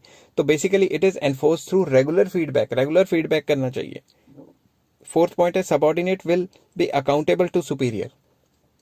जिस सुपीरियर ने सबऑर्डिनेट को पावर दी है वही अकाउंटेबल माना जाएगा, उसका कोई और अकाउंटेबल नहीं माना जाएगा। काम किसी और को दिया और पूछना किसी और से, ऐसा थोड़ी ना होगा, हेलो फ्रेंड्स, आज मैं आपके साथ एक टॉपिक करूंगा जिसका नाम है इंपॉर्टेंस ऑफ डेलीगेशन। जब भी आपको इंपॉर्टेंस ऑफ डेलीगेशन का क्वेश्चन आए तो आपने मीनिंग लिखना है 3-4 लाइंस में, डेफिनेशन भी ऐड कर सकते हो। ये मैंने पिछली वीडियो में इसका मीनिंग वगैरह डिस्कस किया गया, उसका लिंक डिस्क्रिप्शन में आपको मिल जाएगा। तो चलिए शुरू करते हैं। Importance of delegation. डेलीगेशन इतनी इंपॉर्टेंट क्यों है? सबसे पहले effective management. Managers pass routine work to subordinates and they are free to concentrate on other matters. Manager क्या करते हैं, अपने नीचे वाले जो सबऑर्डिनेट्स हैं उनको काम पास ऑन कर देते हैं, और काम पास ऑन करने से वो फ्री हो जाते हैं ताकि वो और जो काम है उन पे फोकस कर सकें। तो इस तरीके से मैनेजमेंट अच्छे तरीके से की जा सकती है, क्योंकि अगर मैनेजर सारे काम खुद खड़े होकर कराने लग गया तो भाई फिर वो सारे के सारे काम को हैंडल नहीं ना कर सकता। तो जितने भी टास्क हैं वो अपने सुपीरियर जो हैं वो सबऑर्डिनेट को डेलीगेट कर देते हैं, और वो फिर जो बाकी काम बचे हुए हैं उन पे फोकस कर सकते हैं, जिससे कि मैनेजमेंट अच्छे तरीके से हो सकती है। Number 2, employees development. More opportunities to utilise their talent. अगर सुपीरियर सबऑर्डिनेट को खुली छूट दे देता है या फिर अथॉरिटी दे देता है, डेलीगेट कर देता है कि तुम इस तरीके से काम करो, तो एम्प्लॉयज अपने लेवल पे काम करते हैं, तो उनको कॉन्फिडेंस बढ़ता है और उनकी डेवलपमेंट होती है, वो अच्छे तरीके से काम करते हैं, उनकी स्किल्स डेवलप होती हैं, क्योंकि उनको आदत पड़ जाती है, मतलब किसी के ऊपर सर पे खड़े रह के बिना काम करने की आदत पड़ जाती, और वो नई नई चीज़ें जो है, नए नए काम करने के तौर तरीके और स्किल्स डेवलप करते हैं। Help in making better future manager. तो उस तरीके से अगर वो अच्छे तरीके से काम करते हैं तो वो अच्छे फ्यूचर में मैनेजर्स बन सकते हैं। नेक्स्ट है मोटिवेशन टू एम्प्लॉयज। इससे क्या, मोटिवेशन ऑफ एम्प्लॉयज, एम्प्लॉयज को मोटिवेशन मिलती है। Managers share responsibility and authority with subordinates which motivate them. तो जो सबऑर्डिनेट्स होते हैं, जो उनके नीचे काम कर रहे होते हैं, वो ये सोचते हैं कि भाई हमारे ऊपर तो मैनेजर ने बहुत ज़्यादा भरोसा दिखाया है, हमारे ऊपर तो बहुत ज़्यादा फेथ है। इससे क्या होता है, उनको कॉन्फिडेंस आता है, और कॉन्फिडेंस आएगा तो वो और अच्छा काम करेंगे। ये मोटिवेशन का मेन सोर्स हो जाता है। Next, facilitates organisational growth. अब आप खुद सोचो, अगर सारा काम अच्छा होगा और मैनेजर अच्छा काम नीचे सबऑर्डिनेट को दे देगा और वो अच्छे तरीके से काम करेंगे, तो कंपनी तो ग्रो करेगी। Managers share work according to the qualifications and capability of subordinates. Manager जो है वो नीचे काम तो देता है, मगर जो भी उसके सबऑर्डिनेट है उनकी क्वालिफिकेशन या क्वालिटी या फिर जो उनके जो कैपेसिटी है उसके हिसाब से काम देता है। अब पीएन का काम इंजीनियर को नहीं दे सकता, इंजीनियर का काम पीएन को नहीं दे सकता, तो उनकी क्वालिफिकेशन एंड कैपेबिलिटी या कैपेसिटी के हिसाब से उनको काम देता है। इससे क्या होता है, डिवीजन ऑफ वर्क, कि हर एक बंदा अलग अलग काम करेगा, डिवीजन ऑफ लेबर होगी, और डिवीजन ऑफ लेबर से स्पेशलाइजेशन आती है, जिससे काम में एफिशिएंसी बढ़ती है और कंपनी ग्रो करती है। Next, basis of management hierarchy. Hierarchy होता है कि ऊपर वाले को जो है ज़्यादा पावर्स हैं, जैसे जैसे नीचे नीचे नीचे नीचे जाता है तो पावर्स कम होती रहती हैं। ठीक है, तो मैनेजमेंट हायरार्की सिंपल वर्ड्स में ये कहता है कि काम को नीचे नीचे पास ऑन करो और नीचे वालों से कराओ, और नीचे जो फ्लो ऑफ अथॉरिटी रखो, मगर रिस्पॉन्सिबिलिटी तो टॉप लेवल पे सबसे ज़्यादा होगी। तो it create superior subordinate relationship and this is a base for management hierarchy. तो मैनेजमेंट हायरार्की का तो बेस ही यही कहता है कि भाई नीचे वाले से काम कराओ, मगर पावर ऊपर वाले के पास ज़्यादा रहेगी। नेक्स्ट आ जाता है बेटर कोऑर्डिनेशन।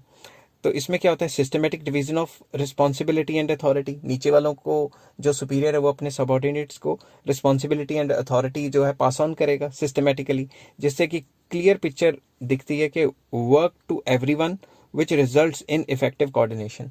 जैसे हर एक इंसान काम करता है और कोई वेला नहीं बैठता कंपनी में, और इससे काम में कोऑर्डिनेशन भी बढ़ता है और कंपनी तरक्की करती है।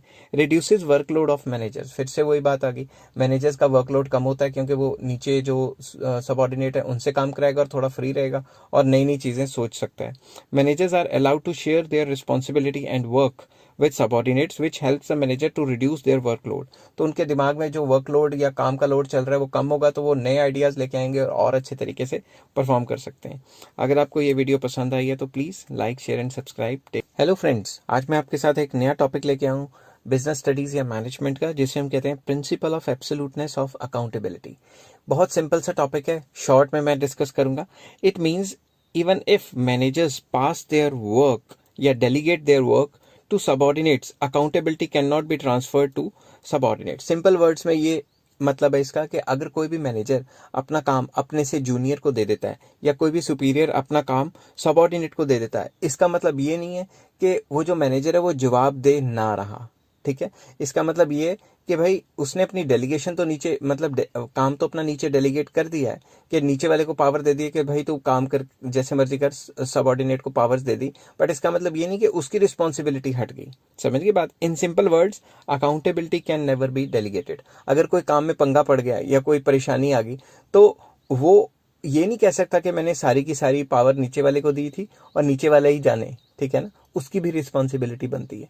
तो मैनेजर्स डेलीगेट तो कर सकते हैं अपना काम, ठीक है, डेलीगेट कर सकते हैं, मगर वो अकाउंटेबिलिटी को डेलीगेट नहीं कर सकते। इसी चीज को कहते हैं principle of absoluteness of accountability, कि कोई भी मैनेजर अपना काम नीचे डेलीगेट करता है, अकाउंटेबिलिटी डेलीगेट नहीं कर सकता, उसकी भी रिस्पॉन्सिबिलिटी रहेगी अगर कोई काम खराब होता है तो।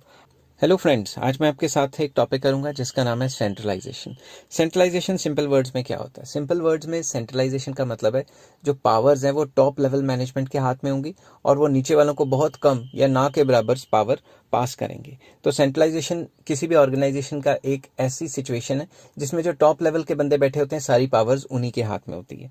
तो सिंपल इंग्लिश में लिखते हैं इसको, it means centralisation of power और authority in few hands. Basically जो टॉप लेवल पे बैठे होते हैं उन्हीं के हाथ में ये सारी पावर्स होती हैं। आई होप ये सारी चीजें आपको समझ आ रही होंगी कि जो टॉप लेवल पे ऑर्गेनाइजेशन के बंदे बैठे होते हैं सिर्फ उन्हीं के हाथ में पावर होगी और नीचे वालों के हाथ में या कम या ना के बराबर पावर्स होंगी, उसे सेंट्रलाइजेशन कहते हैं। अब इसके features, concentration of power at higher level, जो भी हायर लेवल पे बंदे बैठे हैं, जो टॉप लेवल पे कंपनी के मालिक वगैरह, उन्हीं के पास सारी पावर होती है। Number 2, top level management retains maximum authority. फिर से वही बात कि जो टॉप लेवल है उसी के पास मैक्सिमम अथॉरिटी होती है। क्या पता नीचे वालों के पास थोड़ी बहुत अथॉरिटी हो, मगर मैक्सिमम अथॉरिटी, जो सारी की सारी पावर है, वो टॉप लेवल पे जो बंदे बैठे हैं कंपनी के मालिक, सीईओ वगैरह, उन्हीं के हाथ में होती है। Third, suitable for small size organisation. Centralisation जो है वो छोटी ऑर्गेनाइजेशन जिसमें 15-20 इंप्लॉइज हों उनके लिए तो ठीक रहती है, मगर बड़ी ऑर्गेनाइजेशन के लिए ठीक नहीं रहती, क्योंकि अगर 1000-2000 इंप्लॉइज होंगे तो हर एक एम्प्लॉय के पास जाके उसको काम कैसे बताएंगे, वो तो फिर पागल हो जाएंगे ना खुद ही जो सुपीरियर्स हैं। इसलिए वो नीचे पावर दे देते हैं, जिसको डिसेंट्रलाइजेशन कहते हैं, जो आने वाले वीडियोस में मैं बताऊंगा। नेक्स्ट आ जाता है managers have less freedom of action. जितने भी मैनेजर्स होते हैं उनके पास पावर नहीं होती। पावर किसके पास होती है? जो मैनेजर्स के भी ऊपर बैठे हैं उनके पास। तो जो नीचे काम करने वाले हैं उनके पास ना के बराबर पावर होती है। आई होप ये सारी चीजें आपको समझ आ गई होंगी। हेलो फ्रेंड्स, आज मैं आपके साथ एक टॉपिक डिस्कस करूंगा जिसका नाम है डिसेंट्रलाइजेशन। तो इससे पहले मैंने डिस्कस किया था सेंट्रलाइजेशन, जिसका लिंक जो है वो डिस्क्रिप्शन में मैं दे दूंगा। तो डिसेंट्रलाइजेशन सिंपल वर्ड्स में क्या होता है? It refers to systematic distribution of authority at every level of management. तो मैनेजमेंट जब भी होती है उसके हर एक लेवल पे एक सिस्टमेटिक डिस्ट्रीब्यूशन ऑफ अथॉरिटी होती है। फॉर एग्जाम्पल, एक स्कूल बन गया, ठीक है, स्कूल में टीचर की क्या रिस्पॉन्सिबिलिटी है, या फिर स्वीपर की क्या रिस्पॉन्सिबिलिटी है, अकाउंटेंट की क्या रिस्पॉन्सिबिलिटी है, क्लर्क की क्या रिस्पॉन्सिबिलिटी है, ये तो पहले से सिस्टमेटिकली पता है ना सबको। तो पहले से सिस्टमेटिकली अपनी जो अथॉरिटीज हैं हर एक पोजीशन की, वो पहले से ही डिस्ट्रीब्यूट करके रखना, उस सिचुएशन को हम डिसेंट्रलाइजेशन कहते हैं। In simple words, every employee working at different levels get some share of authority. हर एक के पास थोड़ी थोड़ी अथॉरिटी होती है, ठीक है। अगर थोड़ी थोड़ी अथॉरिटी हर एक के पास नहीं होगी तो काम करना बहुत मुश्किल हो जाएगा। मैं आपको स्कूल की एग्जांपल देता हूँ। फॉर एग्जांपल, टीचर के पास अथॉरिटी है कि वो पढ़ा सकता है, जो भी तरीका उसको आता है उस तरीके से वो पढ़ा सकता है। मगर अगर फुल अथॉरिटी प्रिंसिपल के पास होगी और उनके पास कोई अथॉरिटी नहीं होगी, तो हर तीसरे दिन जो है वो टीचर प्रिंसिपल के पास जाके ये थोड़ा ना पूछेगी, मैडम अब ये चैप्टर शुरू कर दूं, मैडम अब वो चैप्टर शुरू कर दूं, ऐसा थोड़ी ना होएगा। तो उनके पास भी कोई अथॉरिटी होगी कि काम किस तरीके से करना है। उस चीज को हम डिसेंट्रलाइजेशन कहते हैं, जिसमें जब कंपनी बनती है तो शुरू से डिसाइडेड होता है कि भाई कौन कौन सी पावर्स किस किस में कितनी कितनी डिवाइड होंगी। आई होप ये चीज आपको समझ आ गई होगी। तो नेक्स्ट है फीचर्स ऑफ डिसेंट्रलाइजेशन। पहला, it is much more than mayor a transfer of authority at lower level. ये सिर्फ सुपीरियर सबऑर्डिनेट को पावर या अथॉरिटी पास ऑन नहीं करता, उनके पास पहले से अथॉरिटी होती है काम करने की। Next, selective dispersal of authority. इसके अंदर क्या होता है? सिलेक्टिव डिस्पर्सल ऑफ अथॉरिटी का मतलब है जो टीचर के पास अथॉरिटी होगी वो पीएन के पास नहीं होगी, जो पीएन के पास होगी वो क्लर्क के पास नहीं होगी। सिलेक्टिव डिस्पर्सल का मतलब हर एक को अपने अपने लेवल की अथॉरिटी दी जाती है। Third point, it believe that people are competent, capable and resourceful. इस टाइप की जो डिसेंट्रलाइजेशन है ये एज्यूम करके चलती है कि जो भी हमने लोग डिफरेंट पोजीशंस में एम्प्लॉय सिलेक्ट किए हैं वो कॉम्पिटेंट है काम करने के लिए, कैपेबल है और रिसोर्सफुल है, वो काम कर भी सकते हैं, इसलिए तो उनको डिफरेंट टाइप्स की अथॉरिटी पहले से ही गिवन है। Next, it assumes that middle level and lower level employees are capable. ये एज्यूम करता है कि टॉप लेवल ये एज्यूम कर देता है कि मिडिल लेवल और लोअर लेवल जो एम्प्लॉयज हैं या मैनेजर्स हैं वो कैपेबल हैं, वो अपना काम खुद अच्छे तरीके से हैंडल कर सकते हैं, इसलिए तो शुरू से ही पावर दे दी उनको। It recognises the need of authority at different level.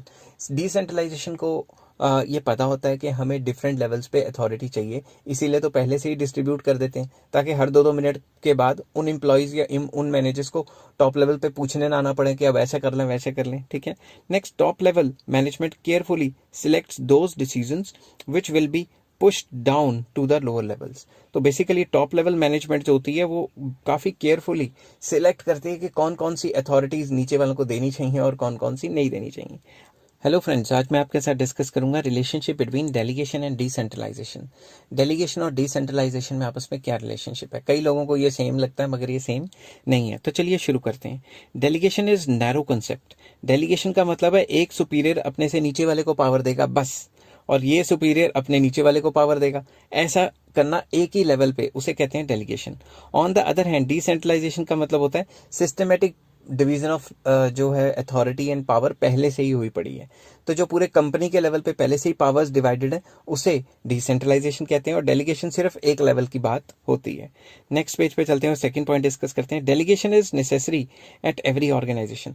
In every organisation delegation हर एक ऑर्गेनाइजेशन में बहुत जरूरी है। क्यों? किसी भी कंपनी में जो ऊपर वाले इंसान है, ऊपर वाले जो सुपीरियर्स हैं, वो नीचे वाले सबऑर्डिनेट्स को तो काम देंगे, नीचे वाले एम्प्लॉयज को काम देंगे। तो डेलीगेशन तो बहुत जरूरी है, उसके बिना कंपनी नहीं चल सकती। बट जो डिसेंट्रलाइजेशन है वो ऑप्शनल है। डिसेंट्रलाइजेशन करनी है या नहीं करनी ये किस पे डिपेंड करता है? ये कंपनी पे डिपेंड करता है। और ज्यादातर छोटी कंपनियां ये नहीं करती और बड़ी कंपनियों को करना ही पड़ता है, क्योंकि एम्प्लॉयज ही इतने ज्यादा होते हैं, 2-3 हजार के। अब मान लो कोई भी कंपनी है, टाटा बिरला या रिलायंस की, तो कोई भी कंपनी है तो वो हर एक एम्प्लॉय के पास जाके 3-3 हजार के पास जाके उसको थोड़ा ना पावर बताएंगे कि भाई तुम ये करो, तुम वो करो। तो इसीलिए डिसेंट्रलाइजेशन बड़ी कंपनियों में करनी ही पड़ती है। आई होप ये चीजें आपको समझ आ गई होंगी। और हेलो फ्रेंड्स, आज मैं आपके साथ करूंगा इंपॉर्टेंस ऑफ डिसेंट्रलाइजेशन। डिसेंट्रलाइजेशन का मीनिंग मैंने पिछली वीडियो में डिस्कस किया गया है, जिसका लिंक मैं डिस्क्रिप्शन में दे दूंगा। तो सबसे पहले जब भी इस टाइप का क्वेश्चन आए तो अपने 3-4 लाइंस में इसका मीनिंग वगैरह लिखना है। तो चलिए शुरू करते हैं। It develops initiative among subordinates. Subordinates के बीच में इनिशिएटिव्स आते हैं। क्यों? क्योंकि it shows trust and faith of top level management in their subordinates. जब भी टॉप लेवल मैनेजमेंट ज्यादा से ज्यादा पावर्स एंड अथॉरिटी नीचे डेलीगेट कर देता है तो ये शो करता है कि जो सुपीरियर्स हैं उनको अपने सबऑर्डिनेट्स पे कितना भरोसा है। और जब जो सबऑर्डिनेट्स हैं उनको ये बात पता लगती है तो वो मन लगा के काम करते हैं और काम बहुत अच्छा होता है। It develops managerial talent for future. अब फ्यूचर में जो सुपीरियर्स हैं जब वो रिटायर होके जाएंगे तो सबऑर्डिनेट्स ही तो ऊपर आके काम करेंगे ना, सबऑर्डिनेट्स ही तो प्रमोट होके एज अ मैनेजर बनेंगे। तो ये subordinates learn the art of decision making. जब उनको पावर दी जाती है, अथॉरिटी दी जाती है, तो वो डिसीजन मेकिंग का जो आर्ट है, जो कला है, जो हुनर है, वो सीखते हैं और इससे फ्यूचर का मैनेजरियल टैलेंट जो है डेवलप होके आता है। Subordinates gets experience. जो भी नीचे काम करने वाले हैं उनको एक्सपीरियंस मिलता है और वो फिर फ्यूचर में इस एक्सपीरियंस का काफी ज्यादा इस्तेमाल करते हैं। नेक्स्ट आ जाता है quick decision making. Decision making is not restricted in few hands. अगर लोअर लेवल पे अगर डिसीजन मेकिंग को ट्रांसफर नहीं किया गया तो नीचे वाले लेवल पे काम अच्छी तरीके से नहीं हो पाएगा। इसीलिए सिंपल वर्ड्स में मैं आपको एक एग्जांपल देता हूं। मान लो बॉर्डर पे एक सिक्योरिटी वाला खड़ा है, ठीक है, तो दूसरे कंट्री से कुछ भी कोई आ जाता है या इन्फिल्ट्रेशन हो जाती है तो उस टाइम वो प्राइम मिनिस्टर को पूछने थोड़ी ना जाएंगे कि भाई इसको गोली मारे कि नहीं मारे, ठीक है। इतनी पावर तो नीचे दी हुई है, तो डेलीगेशन तो इतनी है ही है। तो decision making is not restricted in few hands. Decision making few hands में नहीं रहती। थोड़ी थोड़ी जो डिसीजन मेकिंग है वो तो नीचे लेवल पे भी आ जाती है। समझ गई बात? Employees who have to perform the activities are allowed to take decisions. जिन इंसान ने, जिस एम्प्लॉय ने काम करना है उसी के हाथ में डिसीजन मेकिंग होती है, किसी और के हाथ में नहीं होती। समझ गई बात? तो इससे क्या होता है? क्विक डिसीजन मेकिंग, कि जिसने जो काम करना है वो अपने हिसाब से कर सकता है। मैं आपको एक और एग्जांपल देता हूँ। फॉर एग्जांपल, आपने अपने घर में कोई काम करने वाली लेडी रखी हुई है। अगर आपने उसको पावर दे दी कि आपने जैसे सफाई करनी है तो इस तरीके से करनी है, आपने उसको पावर दे दी, अब वो अपने हिसाब से सफाई करेगी। अगर वो हर 2 मिनट के बाद आपसे आके पूछेगी ऐसे कर लूं, वैसे कर लूं, वैसे कर लूं, तो आप खुद ही मतलब काफी ज्यादा परेशान हो जाओगे। आप कहोगे जैसे करना कर भाई, अथॉरिटी दी तेरे को, मगर काम करना, हमें काम चाहिए, ठीक है। तो क्विक डिसीजन मेकिंग हो जाती है जब भी आप लोअर लेवल पे अथॉरिटी पास ऑन करते हो। फोर्थ है relieve to top level management. Top level management हर टाइम क्या काम की सोचती रहेगी, उनको और भी तो बथेरे काम है। तो top level managers are not overburden with responsibility, क्योंकि उन्होंने काम नीचे पास ऑन कर दिया और रिस्पॉन्सिबिलिटी भी नीचे थोड़ी बहुत पास ऑन हो चुकी है। Facilitates growth. It enhances productivity of middle level and lower level management. जो middle level management and lower level management उनको पावर्स दी हुई है, इसकी वजह से उनकी रिस्पॉन्सिबिलिटी भी है, तो वो एफिशिएंटली काम करते हैं, तो इससे कंपनी की ग्रोथ होती है। Better control. Employees working at different levels take their own decisions and they are personally accountable for their decisions. नीचे वालों को पावर तो दे दी, मगर उन पावर्स का वो मिसयूज नहीं कर सकते, रिस्पॉन्सिबल भी वही माने जाते हैं। इस वजह से बेटर कंट्रोल रहता है ऑर्गेनाइजेशन के अंदर। आई होप ये चीजें आपको समझ आई होंगी। हेलो फ्रेंड्स, आज मैं आपके साथ डिस्कस करूंगा difference between delegation and decentralisation. इसमें फर्क क्या है, तो चलिए शुरू करते हैं। डेलीगेशन में first point, limited scope, it involves two parties only. Delegation में सिर्फ सुपीरियर सबऑर्डिनेट के बीच में जो रिलेशन है वो ही डिस्कस किया जाता है कि एक सुपीरियर एक सबऑर्डिनेट को क्या क्या पावर्स दे रहा है काम करने की। बट डिसेंट्रलाइजेशन का वाइड स्कोप है, ये पूरी की पूरी कंपनी की बात हो रही है कि कैसे कैसे पावर्स डिवाइडेड होती हैं, तो डिफरेंट लेवल्स पे कैसे कैसे एम्प्लॉयज में पावर्स डिवाइडेड है, उसे डिसेंट्रलाइजेशन कहा जाता है। Second point, routine function of the manager. Manager तो हर रोज अपने जूनियर को काम देगा ही, अपने जो नीचे एम्प्लॉय हैं, जो सबऑर्डिनेट्स हैं, उनको काम देगा, तो ये तो रूटीन वर्क है। ये वन टाइम डिसीजन है। कंपनी जब भी बन रही होती है तो वन टाइम डिसीजन लेती है कि क्या क्या पावर्स किन किन लोगों के हाथ में होगी जो नीचे काम करेंगे।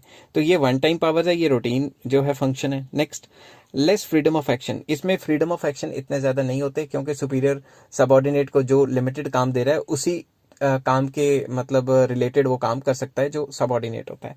बट इसमें मोर फ्रीडम ऑफ एक्शन, क्योंकि पहले से ही कुछ जो है अथॉरिटीज एंड पावर्स पहले से ही मिली हुई हैं, ऊपर से जो उसका सुपीरियर है वो भी उसको कुछ काम दे देगा, तो उसकी अथॉरिटी एंड जो रिस्पॉन्सिबिलिटी है वो थोड़ी और ज्यादा बढ़ जाएगी। तो बेसिकली इसमें मोर फ्रीडम ऑफ एक्शन होता है और इसमें लेस फ्रीडम ऑफ एक्शन होता है। नेक्स्ट पेज पे चलते हैं।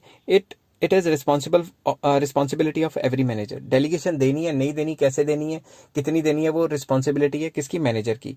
अब डिसेंट्रलाइजेशन कितनी करनी है कितनी नहीं करनी, ये टॉप लेवल मैनेजर या टॉप लेवल मैनेजमेंट डिसाइड करती है। डेलीगेशन एक कंपलसरी एक्ट है, ये करना ही करना है, क्योंकि हर एक कंपनी में काम चाहे छोटी हो बड़ी हो अपने से जूनियर को पास ऑन किया जाता है, तो डेलीगेशन तो कंपलसरी है।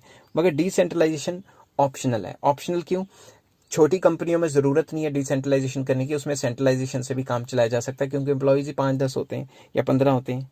Next, main aim is to reduce the burden of manager. Delegation इसलिए की जाती है कि जो मैनेजर है वो अपने से जूनियर को अपना काम सौंप सके, तो उसका बर्डन कम हो। इसमें मेन काम क्या है? Main aim is to increase the role of subordinate. इसमें सबऑर्डिनेट की पार्टिसिपेशन और उसका रोल बढ़ाने के लिए उसको शुरू से ही पावर्स दी जाती हैं। नेक्स्ट पेज पे चलते हैं। डेलीगेशन में क्या आता है? Authorities granted by immediate superior. जो भी जूनियर है उसको उसका इमीडिएट सुपीरियर ही पावर्स देगा। मगर इसमें क्या होता है? टॉप लेवल मैनेजर्स या टॉप लेवल से ऑलरेडी पावर्स आती हैं कि ये काम इस पोजीशन के बंदे ने ये काम करना है और ये पावर्स इसके पास हैं। आई होप ये चीजें आपको समझ आ गई होंगी।